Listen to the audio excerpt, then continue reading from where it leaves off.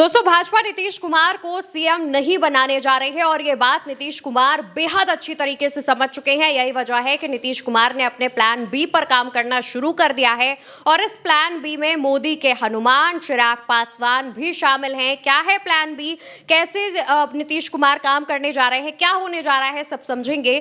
महिमा, नीतीश कुमार के plan B पर अब चर्चाएं तेज हो गई हैं। वो प्लान बी क्या है?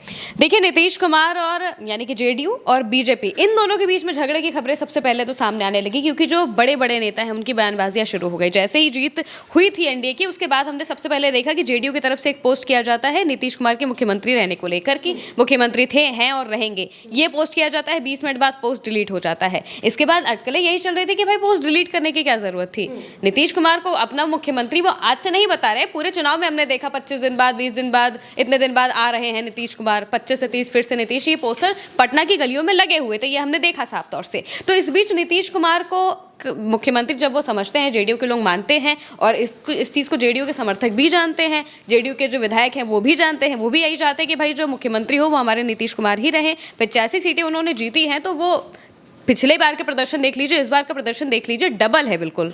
तो ये चीज़ को समझना बहुत ज़्यादा ज़रूरी है। और इस बीच जब ये झगड़ा सामने आता है, बीजेपी की तरफ से बयानबाजी की जाती है, कहा जाता है कि विधायक आपस में बैठेंगे, बातचीत करेंगे, तब बताएंगे कि मुख्यमंत्री कौन होगा। नीतीश कुमार को लेकर ना ही जब विक्ट्री परेड की जाती है दिल्ली में, नरेंद्र मोदी, जेपी नड्डा ये सब होते हैं, तो उस वक्त भी नीतीश कुमार का इतना नाम नहीं लिया जाता। ये कहा जाता है कि नरेंद्र मोदी के नेतृत्व में हमने चुनाव लिया, जबकि पूरे चुनाव में ये बात कही गई कि नीतीश कुमार के नेतृत्व में हम चुनाव लड़ रहे हैं, ये बात कही गई। वहाँ पर कहा गया जेपी नड्डा की तरफ से कि नीतीश कुमार ने भी अच्छा काम किया है, उनके सुशासन राज ने ऐसा ऐसा किया है, वो बात की कि मतलब हाँ, हल्के में उनको रख दिया, लेकिन जो बड़ा नाम है, बड़ा भाई जो है वो नरेंद्र मोदी ही हैं, ये उनको प्रोजेक्ट कर दिया पूरी तरह से।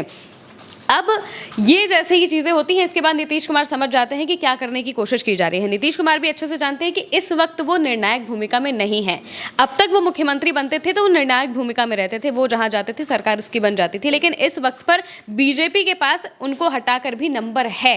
इस वजह से ये है कि वो जानते हैं कि बीजेपी को ज़रूरत नीतीश कुमार की नहीं है, केंद्र में भले है, लेकिन राज्य में इस वक्त सरकार बनाने के मामले में वो चाहती है कि उसका सीएम बने, तो वो उसके लिए काम करेगी। इसी वजह से जो बयानबाजी है वो साफ तौर से हम देख सकते हैं कि क्या क्या हो रही है, कि हाँ, जो विधायक दल है वो तय करेगा, वो बातचीत होगी और ये सारी चीज़ें होंगी। इस बीच अब नीतीश कुमार ने अपने बी प्लान पर काम करना शुरू कर दिया है। जैसा कि आपने बताया, हमने देखा कि सुबह सुबह चिराग पासवान नीतीश कुमार से मिलते हैं और जो तस्वीरें सामने आई है, सबसे पहले आप उन तस्वीरों को देखिए। ये तस्वीरें बहुत कुछ बता रही हैं, तस्वीरें हमेशा राजनीति में बहुत कुछ बताती हैं। और ये जो बॉन्डिंग है, ये नीचे तक जो जेडीयू के समर्थक हैं, जेडीयू के जो जेडीयू के विधायक हैं, समर्थक हैं, चाहे एलजेपी के विधायक हैं, समर्थक हैं, जितने भी लोग हैं, उन्हें भी ये तस्वीरें दिख रही होंगी।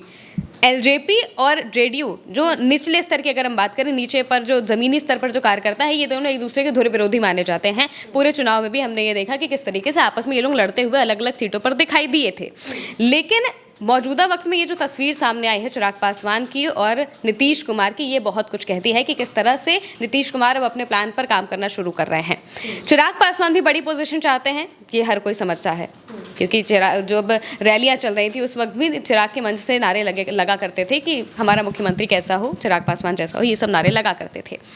अब उन्हें भी बड़ा हाथ चाहिए। दूसरी तरफ जो जेडीयू है, नीतीश कुमार जब 20 साल तक मुख्यमंत्री रहे हैं, तो वो कैसे एकदम से सत्ता से हट जाए, एकदम से सत्ता की चाबी बीजेपी को दे दें, जो कि राष्ट्रीय पार्टी है, क्षेत्रीय पार्टी नहीं है। और जब राज्य की बात होती है तो राज्य में क्षेत्रीय पार्टियां हमेशा अपने आप को ऊपर वर्चस्व में रखती हैं, क्योंकि अगर वो ऊपर नहीं रहेंगी तो वो खत्म हो जाएंगी। ये बात वो अच्छे से जानती है कि राष्ट्रीय पार्टियां जो होती हैं वो क्षेत्रीय पार्टियों को खा जाती हैं। ये बात हर कोई समझता है और बीजेपी ये चीज़ अलग अलग जगहों पर कर भी चुकी है, हमने देखा है किस तरह से।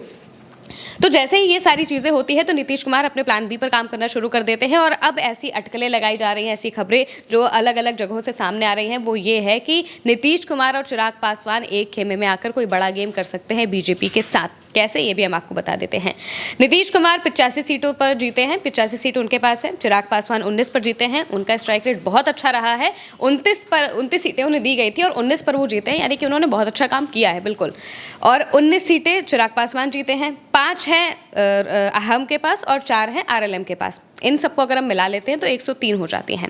103 ये सीटें हैं। अब जो बहुमत का आंकड़ा है उससे ये बहुत कम है, लेकिन अगर हम इसमें आरजेडी को भी जोड़ देते हैं जो कि सत्ता में ज़रूर आना चाहती है, क्योंकि सत्ता में आना और राजनीति में इधर उधर होना ये कोई बड़ी बात नहीं है, बहुत जगहों पर हम देखते रहते हैं। तो ये ऐसा नहीं है कि जनता को इस बारे में पता नहीं होगा, सब कुछ जानता है कि अगर राजनीति होती है तो कोई भी इधर से उधर आ सकता है। 2020 में भी हमने देखा कि भले ही एनडीए जीत गया था, लेकिन बाद में नीतीश कुमार के नेतृत्व में ही महागठबंधन बना था, इंडिया गठबंधन बना था, तो उस वक्त नीतीश कुमार थे, बाद में वो भले ही एनडीए में चले गए हों, वो बात अलग है।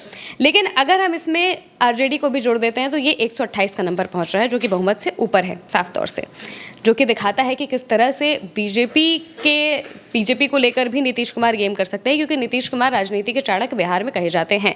बिहार में उन्होंने जो राजनीति की है, राजनीति देखी है, उनका जो समर्थक है, सोचिए 20 साल से कोई व्यक्ति राज कर रहा है एक राज्य में और एंटी इनकम्बेंसी का फैक्टर कहीं पर भी इस तरह से प्रचंड रूप में देखने को नहीं मिला है।